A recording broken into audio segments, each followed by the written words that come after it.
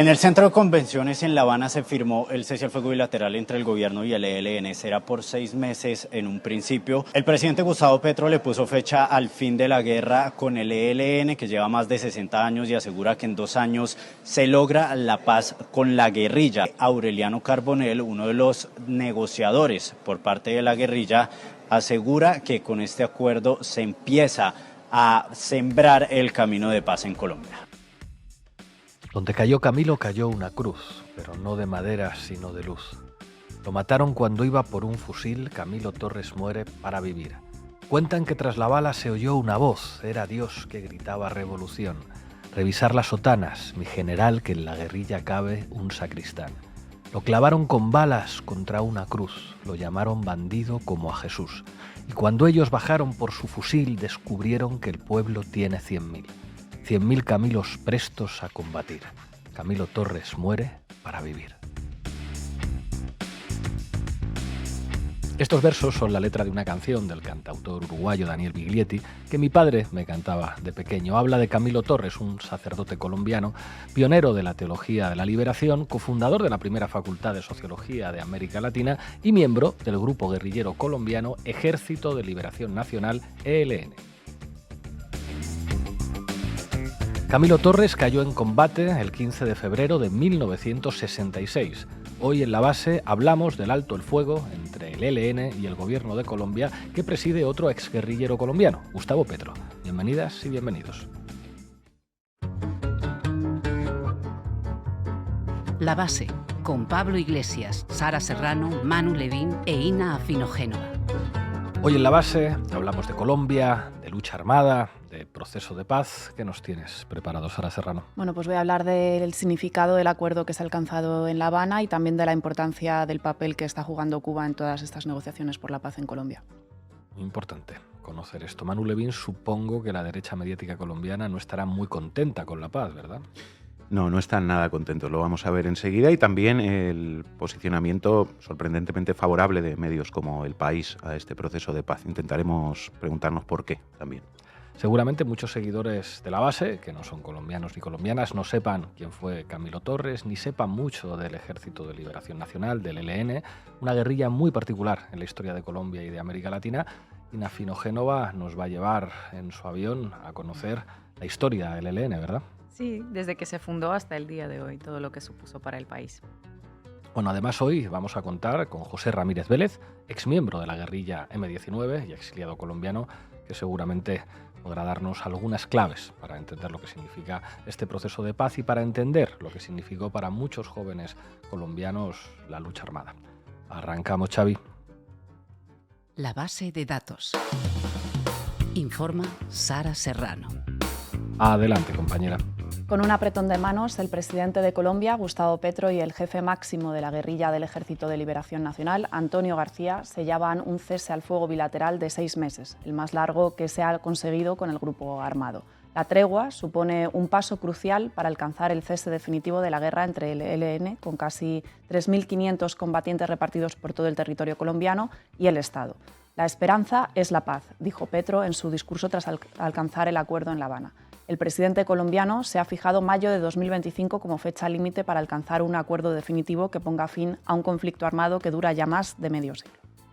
Que firma de estos acuerdos parciales hoy, que los llevan a ustedes a un cese al fuego, a un punto que nunca habían experimentado en los diálogos, a un cese al fuego que sigue con una promesa. El 25 de mayo, en mayo del 2025, cesa definitivamente la guerra de décadas entre el ELN y el Estado de Colombia.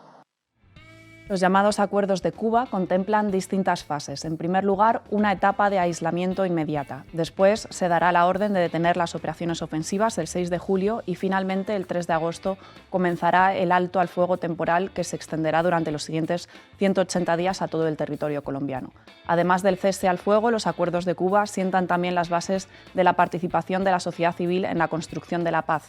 Fuera del acuerdo quedan por ahora la suspensión de los secuestros y el fin de las extorsiones. Una vez más, Cuba vuelve a ser escenario de las negociaciones entre el Estado colombiano y los grupos guerrilleros para lograr la paz. Así es, los salones de protocolo de La Lagunilla, en La Habana, que han albergado las negociaciones entre Petro y García, ya fueron escenario en su día de las conversaciones entre Juan Manuel Santos y Rodrigo Londoño, conocido como Timoshenko, que pusieron fin a la actividad de las FARC. Históricamente, Cuba ha jugado un papel fundamental en el avance del proceso de paz colombiano. Tanto es así que Petro agradeció a Cuba en su discurso las décadas de hospitalidad para la paz y señaló como un acto de injusticia diplomática profunda que la isla siga incluida en la lista de países patrocinadores del terrorismo que elabora Estados Unidos. Tengo que agradecerle a Cuba su hospitalidad para la paz de Colombia, que no es solamente de este momento, sino que viene acompañando un esfuerzo porque en Colombia no nos matemos. Ha habido un acto de injusticia, es el que propuso un presidente de Colombia, un gobierno de los Estados Unidos, en el sentido de incluir a Cuba en un listado de países que llaman de ayudantes del terrorismo solo porque generó los espacios físicos para que hubiera una conversación entre el ELN y el gobierno que efectivamente se produjo, pero que fue interrumpido por ese mismo gobernante. El gobierno de Donald Trump designó a Cuba como Estado patrocinador del terrorismo en enero de 2021, después de que Duque rompiera los protocolos de paz firmados por su antecesor, el presidente Juan Manuel Santos, e iniciara un periodo de relaciones diplomáticas hostiles con La Habana, una lista que incluye a países como Siria, Irán o Corea del Norte. Es decir, que el compromiso de Cuba con la paz ha tenido consecuencias directas sobre la isla, ya que la pertenencia a la lista de estados terroristas impone sanciones a las personas y países que realicen actividades económicas con Cuba. Sí, esto es algo que no solo ha denunciado Petro, sino también el propio Santos, que ha solicitado a Biden que revoque esa condición de estado terrorista. Cuba debe ser aplaudida por la función crucial que desempeñó para ayudar a poner fin a décadas de conflicto y facilitar la reconciliación en Colombia, y no enfrentar sanciones por haberlo hecho. Esto aseguró el expresidente Santos en febrero de 2021. Los acuerdos de La Habana suponen la tercera fase de un largo proceso de negociaciones con el ELN que comenzó el pasado mes de noviembre en Venezuela, continuó en una segunda fase en México, donde se fijó una agenda de negociaciones de 6 puntos y que tras pasar por Cuba tiene previsto continuar el próximo mes de agosto en Venezuela otra vez. En las últimas rondas de conversaciones, Brasil, Cuba, Chile, México, Noruega y Venezuela han actuado como países garantes de las negociaciones y Alemania, España, Suecia y Suiza han actuado como acompañantes.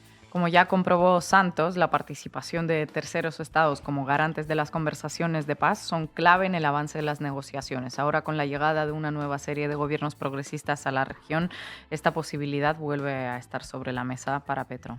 Además, también ha habido un seguimiento eclesiástico importante y el vicepresidente de la Conferencia Episcopal, Omar Sánchez Cubillos, y el arzobispo emérito de Cali, Darío Monsalve, han participado como acompañantes permanentes de las negociaciones.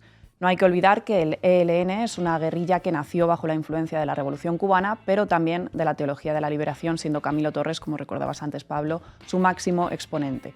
Por lo tanto, Cuba y los religiosos son ingredientes indisolubles de todo el proceso de paz. A pesar de todos los esfuerzos de mediación internacional y por mucho que el interlocutor sea ahora un gobierno de izquierdas, las negociaciones con el ELN han atravesado momentos muy tensos y muy difíciles, ¿verdad? Sí, sin ir más lejos, el pasado mes de enero, cuando Petro anunció a través de Twitter que había alcanzado un acuerdo de cese al fuego con diferentes grupos guerrilleros, entre los cuales incluyó al ELN. A los 3 días, la guerrilla desmintió públicamente el comunicado y aseguró que no podía aceptar como acuerdo un decreto unilateral del gobierno. Finalmente las negociaciones se desencallaron y parece que cada vez Colombia está más cerca de la promesa electoral de Petro de alcanzar paz total.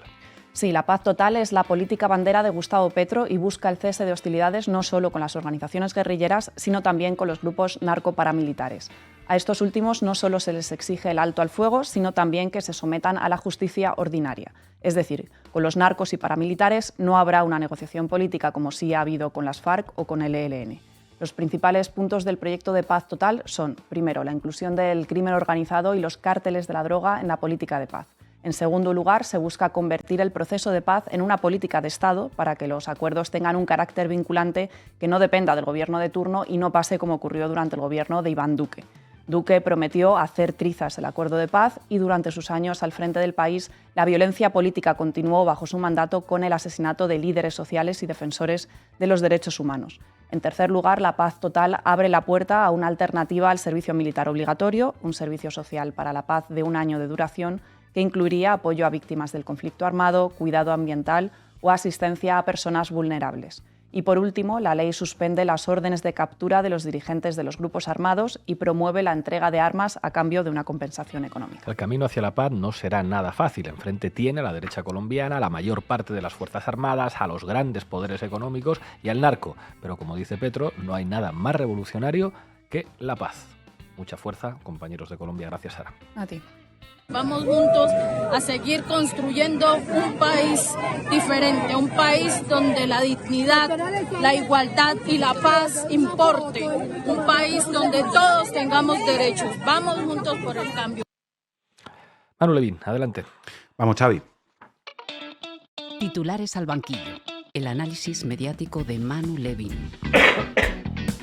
Veamos qué están diciendo los poderes mediáticos sobre este alto el fuego bilateral acordado entre el Gobierno de Colombia y el Ejército de Liberación Nacional, el ELN. Os adelanto la que es la tónica general y que lo adelantábamos al principio también.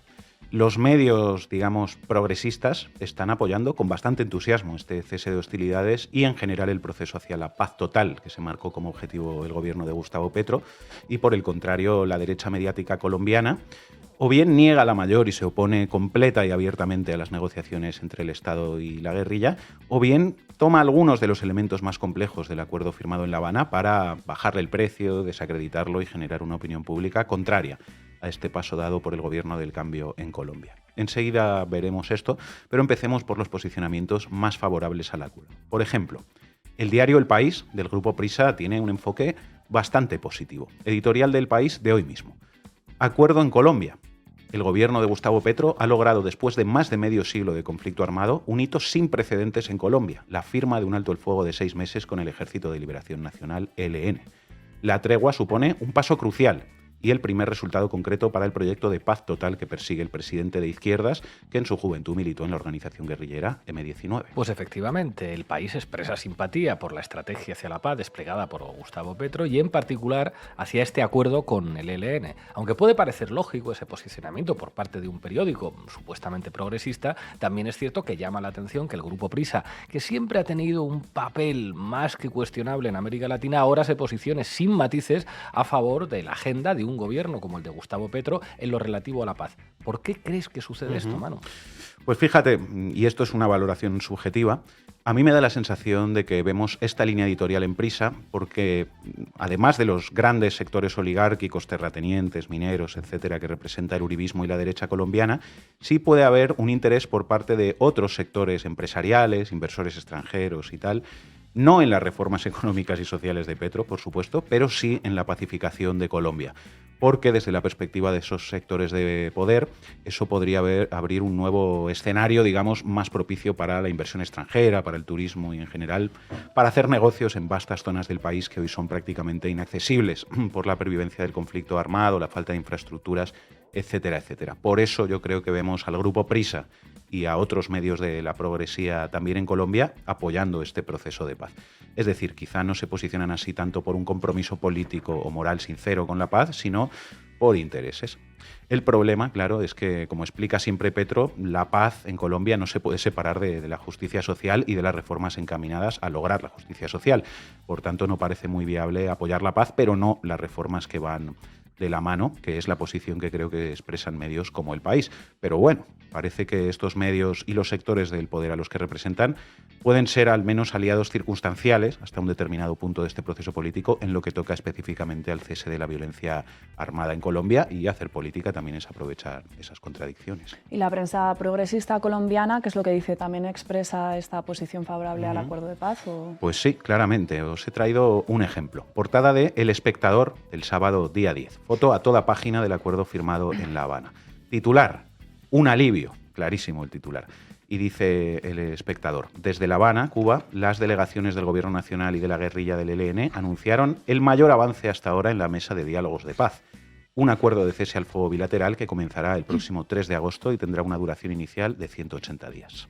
Efectivamente, se percibe entusiasmo por parte del espectador ante este avance hacia la paz total. ¿Verdad que sí? Y foto para la historia, por cierto, en esa portada. Es una foto muy significativa, creo yo, porque podríamos decir que los 3 actores que estaban ahí representados Todos ellos vienen de los movimientos guerrilleros latinoamericanos, la delegación del ELN, por supuesto, pero también el propio presidente Petro procede de esos movimientos y también el gobierno de Cuba, ¿no? No el presidente Díaz-Canel en persona, porque nació después de la Revolución Cubana, pero sí el gobierno al que representa, ¿no? Así es, una fotografía emocionante que habla de los nuevos tiempos que parece que afortunadamente se abren en América Latina. Pero cuéntanos, ¿y la derecha mediática colombiana qué dice de este acuerdo? Pues no le gusta nada. Echemos un vistazo, por ejemplo, a la web del diario El Tiempo y encontraremos pues, decenas de piezas con un enfoque absolutamente contrario al pacto con el ELN. Fijaos, titular del Tiempo. La historia detrás de la segunda imprecisión de Gustavo Petro en el proceso de paz con el ELN. Petro se confundió. Antonio García, jefe del ELN, sobre fin del conflicto en 2025. Otro. Uribe cuestiona cese bilateral con el ELN. Es igualar al ejército con los que delinquen. Otro. Presidente le dio el control al ELN de los territorios donde opera. Otro más del Tiempo. Iván Duque critica el acuerdo con ELN. Es un agravio al país y un triunfo del crimen. Y así son todos los titulares del Tiempo. Y otro ejemplo. Los camaradas de la revista Semana. Titular del Semana. Juan Manuel Galán lanza duras críticas contra Gustavo Petro por cese al fuego con el ELN. El presidente está demostrando debilidad. Más de Semana. Juan Camilo Restrepo dice que desautorización de Antonio García Petro es el segundo traspiés del gobierno con el ELN. Lo sucedido es extremadamente grave. Antonio García dice que presidente Petro se confundió y fin del conflicto no será en mayo de 2025. No hay acuerdos sustanciales. Otro titular de Semana. La paz no se logra de rodillas ante los criminales, sino con justicia efectiva. María Fernanda Cabal, tras alocución de Petro. Vamos, que el uribismo mediático en Colombia va con todo para desacreditar este acuerdo con el ELN, con el argumento clásico de la derecha que siempre se ha opuesto al acuerdo de paz. No se puede negociar nada con los movimientos guerrilleros. Hay que continuar la guerra, por lo tanto. Y si el gobierno de Petro finalmente logra alcanzar la paz total, seguramente veremos al uribismo agitar el fantasma de la guerrilla y la violencia armada durante muchos años más, porque esta gente vive políticamente de la guerra y del conflicto. Lo que pasa es que por mucho que al Tiempo y a Semana les moleste, el pueblo colombiano marcó un camino hacia la paz de manera clarísima. Así es. Veíamos ahí argumentos, digamos, que impugnan por completo el acuerdo con el ELN. Es muy grave, es ponerse de rodillas ante la guerrilla, no hay acuerdos sustanciales, es un acto de debilidad, etcétera, ¿no? Pero ahora hilemos un poco más fino, porque, os lo decía al principio, hay un argumento un poco más sutil que están usando en las últimas horas los detractores de la paz para oponerse a este acuerdo con el Ejército de Liberación Nacional. Básicamente están diciendo que el pacto no incluye las actividades de secuestro y extorsión que practica el ELN para financiarse, y dicen que estos delitos se seguirán cometiendo impunemente ante una fuerza pública supuestamente obligada a quedarse de brazos cruzados por el cese de hostilidades, cosa que no es cierta. Ahora lo veremos. Pero este marco está, por ejemplo, en otro titular de Semana que os leo. ELN seguirá secuestrando y extorsionando durante el cese bilateral. José Félix Lafauri responde y envía contundente mensaje. Y hay muchos mensajes como este de este titular de Semana en diarios, radios y televisiones, especialmente, según he podido comprobar esta mañana, en Caracol TV. Estos medios se basan en unas declaraciones de uno de los miembros de la delegación del ELN que en Caracol TV pues, están poniendo en bucle. Las operaciones de finanzas del ELN se comenzaron a discutir aquí, pero esa discusión no terminó. Se va a seguir discutiendo. Entonces, en estos protocolos no entraron. Se aspira a que más adelante sí. ¿Sí ve que es muy preciso? ¿Qué se entiende como finanzas en este caso, digamos? O dígame usted qué son, para usted qué son finanzas del ELN. Yo entiendo que es la forma de financiación de la organización. Por ejemplo, si nosotros cobramos impuestos en las regiones, ¿esos son finanzas del ELN? Se mantendrán. Sí, por ahora, sí. Esa es la palabra, por ahora. ¿Secuestros? Bueno, por lo general nosotros no hablamos de secuestro, hablamos de retenciones. Si no son necesarias, no se harán. Bueno, pues estas declaraciones son las que están apareciendo en bucle en las televisiones en Colombia, lógicamente, y están dando pie a titulares como el último que os leí de Semana o a piezas como esta de Caracol. Sonriendo, negociador del ELN dijo que cese al fuego no parará secuestros ni extorsiones. ¿Y por qué dices que esto no es del todo como lo está contando la derecha mediática en Colombia? Pues vamos a verlo. Hay alguien, el senador del Pacto Histórico Iván Cepeda, que por cierto estuvo hace unas semanas aquí en la base, que se está afanando en las últimas horas en explicar esto en muchos medios de comunicación. Quiero que escuchemos sus palabras durante una entrevista en Blue Radio. cuando oímos el testimonio de Pablo Beltrán sobre las condiciones de ese cese bilateral, pues surgen preguntas, y es: ¿cómo así que en ese cese bilateral se va a poder extorsionar y no va a pasar nada? Entonces, si los integrantes del ELN terminan extorsionando, porque eso no son impuestos, porque el ELN no cobra impuestos, sino que extorsiona, ¿qué hace la fuerza pública en ese caso? Pues en ninguna parte de los acuerdos que se han suscrito ha quedado ni autorizado el secuestro, ni dicho que la fuerza pública deja de cumplir con su misión y sus deberes constitucionales y legales. Eso no está en el acuerdo que hemos firmado. Así que no hay ninguna licencia, ni aval, ni autorización para que se sigan perpetrando esta clase de asuntos y hechos que nos merecen a todos el mayor repudio y que quisiéramos ver cuanto antes eliminados de la vida de los colombianos. Lo que es real es que, de todas maneras, complemento esto, ningún cese al fuego en el estadio en el que se está hoy, que es un estadio todavía temprano de las negociaciones, es absolutamente completo y general como quisiéramos. Hay que hacer un proceso gradual, porque son muchas las formas de la violencia que se han engendrado y desarrollado en 60 años de conflicto armado y que se han intensificado, hay que decirlo, especialmente en el gobierno anterior. El ELN tuvo un crecimiento muy importante en los 4 años del gobierno del presidente Duque, alcanzó a duplicarse según las estadísticas del Ministerio de Defensa. Así que esa máquina no la podemos desmontar de un momento a otro. Todos quisiéramos, pero hay que hacer un proceso. En fin, qué paciencia tiene que tener gente como Iván Cepeda para argumentar a favor de la paz frente a todos los marcos negativos que construye la derecha mediática cada día. Ojalá el gobierno del cambio en Colombia siga dando pasos como este hacia la paz total y ojalá los sectores del poder que desearían boicotear este proceso para que la guerra continúe estén mucho tiempo alejados del gobierno colombiano. Gracias, Manuel. Medios de información en Colombia, ustedes están muy delicados porque supuestamente el presidente Petro los está estigmatizando. ¿De verdad, señores, tienen ustedes la cachaza de decir algo así? Cuando llevan años al servicio de los poderes económicos de este país. Pues efectivamente, tienen esa cachaza. Buenas tardes, compañera. Buenas. Vamos con ello. ¿Para qué me invitan? El análisis internacional de Ina Afino-Génova. Una nochecita de julio, como a las 6:30, nos pusimos un punto de reunión en un potrero de un ranchito que se llama El Encerrado. Allí estábamos los marchantes primeros. Así cuenta el nacimiento del ELN, su hasta hace bien poco máximo jefe Nicolás Rodríguez Bautista. El Ejército de Liberación Nacional se fundó en 1964, el mismo año que las FARC, una época en la que Colombia se estaba intentando recuperar del periodo conocido como la violencia, desatado luego del asesinato de Eliezer Gaitán.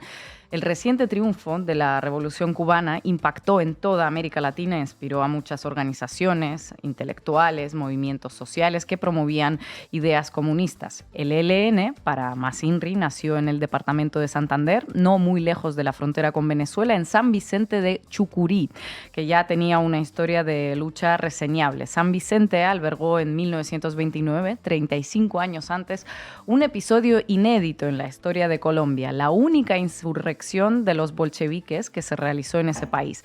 Algunos historiadores la califican como la primera sublevación comunista armada de América Latina. Por supuesto, venía inspirada por la Revolución de Octubre. Pero volvamos al ELN. Los primeros 6 meses de su existencia permanecieron en la clandestinidad y en enero de 1965 realizaron su primer gran ataque invadiendo el pequeño municipio de Simacota. Ese bautizo de bala también fue el escenario donde la guerrilla dio a conocer el denominado Manifiesto de Simacota, es decir, su declaración programática. ¿Y de qué se trataba? Cuéntanos. Hablaba de la violencia reaccionaria desatada por los gobiernos oligarcas, de las riquezas del pueblo saqueadas por imperialistas norteamericanos, de campesinos que trabajan la tierra sometidos a la miseria, productores arruinados ante la competencia y el acaparamiento por parte del capital extranjero, y finalmente anunciaba la creación de la nueva guerrilla y también convocaba a todo el pueblo a derrocar el gobierno de engaño y de violencia. Viva la unidad de los campesinos, los obreros, los estudiantes, los profesionales y las gentes honradas que desean hacer de Colombia una patria digna para los colombianos honestos. Liberación o muerte. El manifiesto de Simacota fue el primer gran hito de la organización. Vemos en él un documento inspirado por las luchas contra la desigualdad en América Latina, por la doctrina marxista-leninista, por el guevarismo. Y unos meses después ocurrió otro hito en la historia del ELN, ¿verdad que sí? Efectivamente, desde sus inicios el grupo tuvo en sus filas a seguidores de la teología de la liberación, la corriente religiosa que surgió como reacción a la dura realidad latinoamericana y que establece que Cristo tiene un amor preferencial por los pobres. Pues a finales de 1965 se integró en las filas el cura Camilo Torres Restrepo. El sacerdote más popular, más polémico, más amado y temido del país, como lo describe María López Vigil en su libro Camilo camina en Colombia.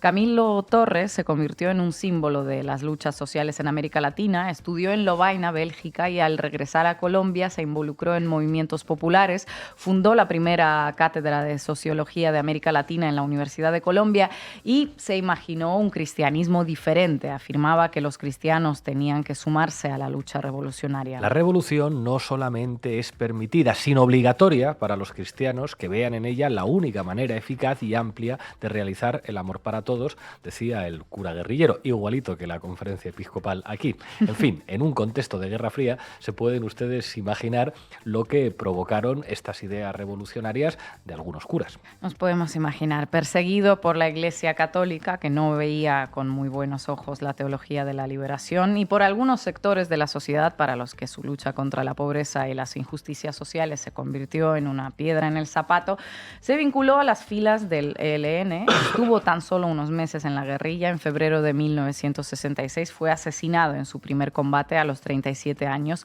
Sus restos nunca fueron recuperados. Su incorporación al ELN le dio un toque de misticismo y una connotación religiosa a la guerrilla y la marcó hasta el día de hoy. El asesinato de Camilo Torres influyó en que varias mujeres y hombres se sumaran a la teología de la liberación y en que varios sacerdotes y religiosos tomaran las armas. Y entre esos sacerdotes estuvieron los españoles Manuel Pérez, alias el cura, José Antonio Jiménez o Domingo Laín, partidarios de la lucha armada para defender a los pobres. El cura Pérez de Zaragoza se convirtió en uno de los principales comandantes del ELN y bajo su liderazgo la guerrilla se convirtió en enemigo declarado de la industria petrolera y minera. Así, en los años 80 llevaron a cabo varias acciones, ataques contra oleoductos y contra la infraestructura petrolera. Las extorsiones a la industria petrolera y minera se volvieron su principal fuente de financiación, de hecho. A lo largo de años fueron la segunda guerrilla del país después de las FARC, llegando a tener entre 5.000 y 1.500 hombres armados en distintos momentos, una serie de atentados, secuestros y extorsiones en su historial y 4 décadas de fallidas negociaciones con distintos gobiernos colombianos. ¿Hay, Ina, números exactos de víctimas que puedan ser responsabilidad del ELN? Hace algo más de un año, la Comisión de Esclarecimiento de la Verdad y la Jurisdicción Especial para la Paz publicó su informe final de las violaciones de los derechos humanos durante el conflicto armado colombiano, que es la investigación más completa a día de hoy sobre lo que sucedió en ese país, y le atribuye a ELN la responsabilidad por un total de 17.725 muertes, homicidios, un 4% de todo el saldo de muertos que se produjeron como causa del conflicto. El hecho de que ahora se haya trazado un acuerdo de paz es histórico. Los diálogos con el ELN se iniciaron en varias ocasiones y se quedaron en versiones preliminares. Iván Duque, como ya dijo Sara, directamente los suspendió luego del atentado en 2019 contra una escuela de cadetes en Bogotá que causó 23 muertos. La delegación de ELN se quedó entonces en el limbo en La Habana, sede de las negociaciones, y Cuba se negó a extraditarla a Colombia porque era país garante. Cuando Cuando Trump designó a la isla como un estado patrocinador del terrorismo en 2021, se amparó en los reclamos de Duque y la negativa cubana de extradición, a pesar de los protocolos firmados. En los últimos años también se denunció la presencia de miembros del ELN en el lado venezolano de la frontera, por lo que el restablecimiento de las relaciones diplomáticas con Caracas ha sido crucial para el proceso de paz. Eso es. Varios expertos también aseguraron que era más difícil negociar con el ELN que negociar con las FARC, porque esta guerrilla no tiene una estructura vertical y opera como una suerte de federación, por lo que firmar un acuerdo con un líder no necesariamente garantizaría que los otros lo acaten. Sin embargo, parece que se trata de la primera vez en la que todos sus frentes están dispuestos a la conciliación. Pues bravo por Petro, por buscar la paz. Gracias, compañera. No hay nada más revolucionario en el sentido de la innovación permanente, de la generación de lo nuevo, que la paz. Hoy nos acompaña José Ramírez Vélez, fue miembro de la guerrilla M-19, es exiliado colombiano. Muchísimas gracias por atender a la base. Muchas gracias a ti y a ustedes por este maravilloso programa para la vida y la paz de Colombia y del mundo. Desde tu experiencia política como miembro del M-19, desde tu experiencia como ciudadano colombiano que se vio obligado a exiliarse de su país, ¿qué valoración harías de este apretón de manos entre Petro y Antonio García? Pues primero una emoción y una alegría profunda.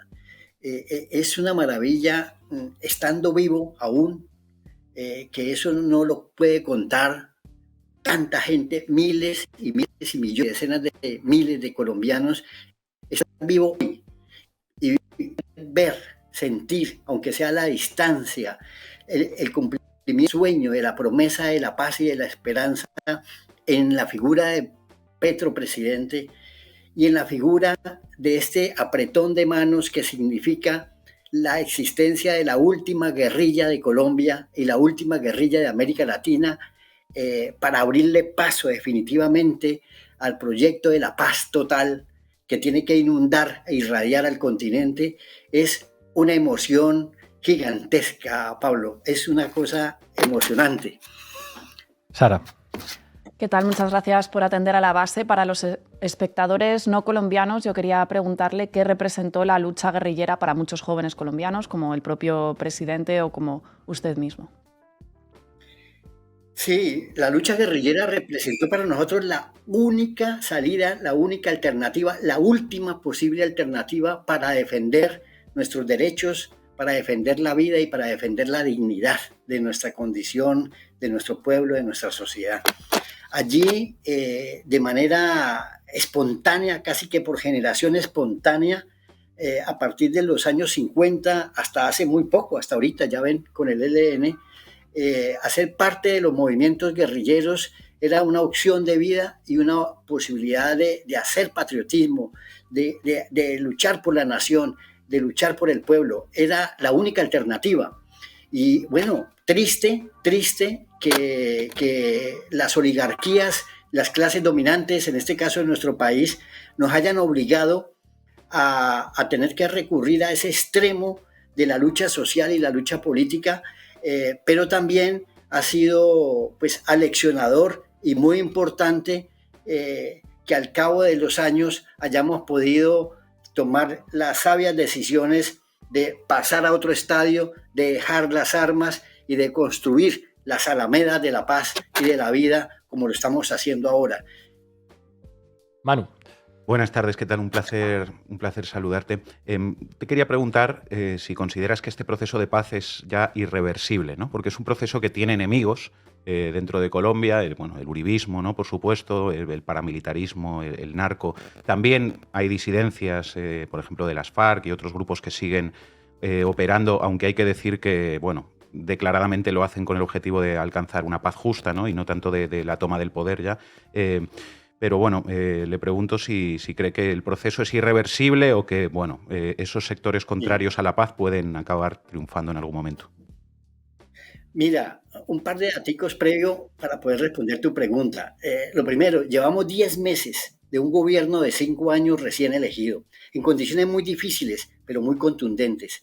Y en 10 meses, hemos producido tal cantidad, tal magnitud de hechos históricos y profundos, cada uno de ellos, que demuestran la fuerza de esa voluntad política, demuestran la fuerza del pueblo apoyando ese proceso y demuestran la irreversibilidad de ese proceso. Estoy absolutamente seguro que esto no tiene marcha atrás.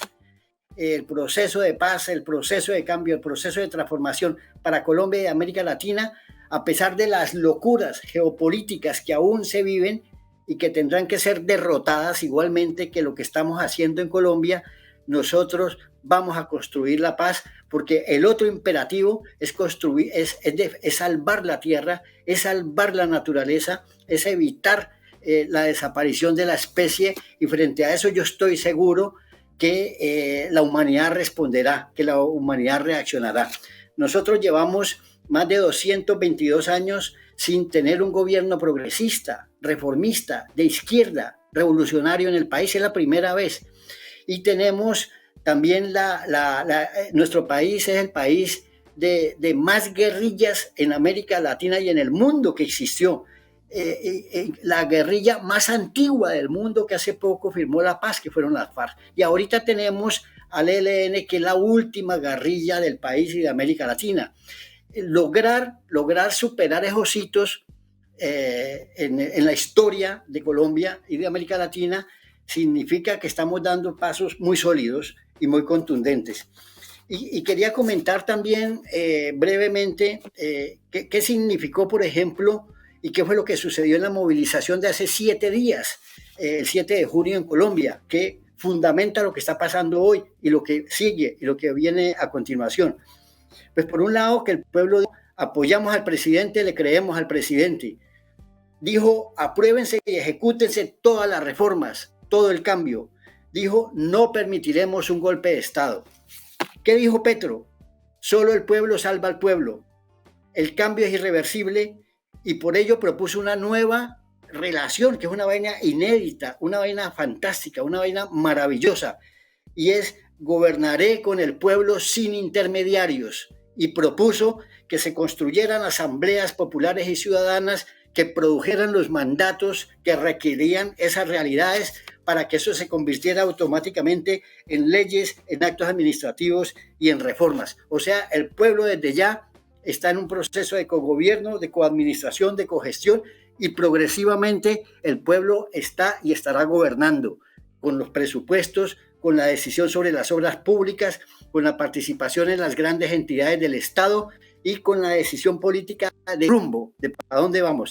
Entonces, es excedente que es reciente, pero que muestra el carácter del proceso que estamos viviendo, va a mostrar definitivamente que la paz, como proyecto de paz total y como proceso de negociación con los múltiples factores de violencia, es absolutamente irreversible.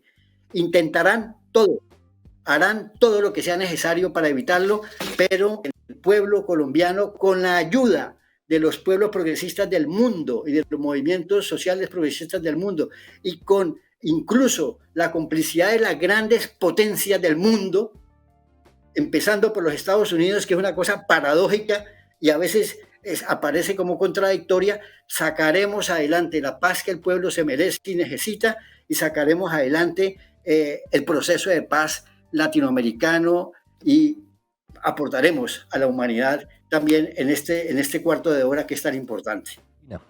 Buenas tardes, José. Muchas gracias por estar aquí. Justo hablando del proceso latinoamericano, le quería pedir su valoración del papel de Cuba y de Venezuela también en todo ese proceso de paz con el ELN. Pues enhorabuena que el escenario de este acuerdo y de esta negociación y de este apretón de manos sea Cuba. Y enhorabuena que lo esté siendo Venezuela. 2 países sometidos a una locura del poder, de la prepotencia del poder imperialista, que durante décadas y décadas le ha cerrado los espacios de la vida, de la libertad, de la autonomía, del desarrollo, de la autodeterminación a estos 2 pueblos, mucho más obviamente en Cuba que acá.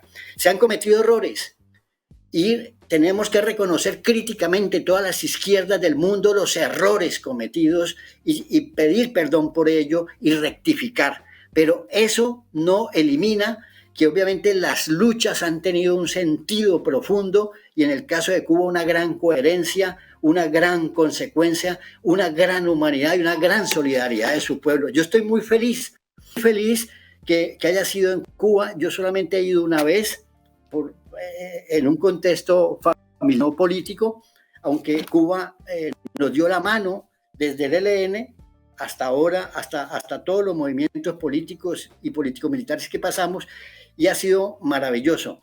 Yo tuve la suerte de haber militado en el M19. Conocí a Gustavo Petro en Santo Domingo, Cauca, cuando se estaba realizando la 10ª conferencia. Tuve la suerte de estar y de visitar a Cuba y de hablar con algunos de sus dirigentes y de algunas de sus organizaciones sociales y tal. Tuve la suerte de conocer a Ricardo Lara Parada, uno de los históricos comandantes del ELN, que ustedes ya saben, vivió una muerte trágica en manos también de un proceso equivocadísimo, en un momento de oscuridad de las cosas que pasan en los movimientos políticos, sociales y en este caso guerrilleros. Pero esa oportunidad de haber conocido a estas personas y estos movimientos y estos momentos me hacen ver que definitivamente hoy la historia tiene que gratificar, tiene que reconocer y tiene que abrirle las puertas a todos estos pueblos y países que han sufrido tanto y han luchado tanto. Hoy Cuba merece absolutamente todo nuestro apoyo y Gustavo Petro ha tenido la grandeza, la poesía, la calidad humana de reconocerles lo que han hecho y de decirles también que ha sido una voz crítica ante los Estados Unidos y ante las fuerzas que se han opuesto a conocer y a respetar a Cuba, al pueblo cubano y al gobierno. Eso es profundo orgulloso de tener un presidente que tenga la humildad y la capacidad, además de manera hermosa, de decir todas estas cosas. Eso es lo que te quería decir sobre Cuba. José Ramírez Vélez, muchísimas gracias por atender a la base. Hasta pronto.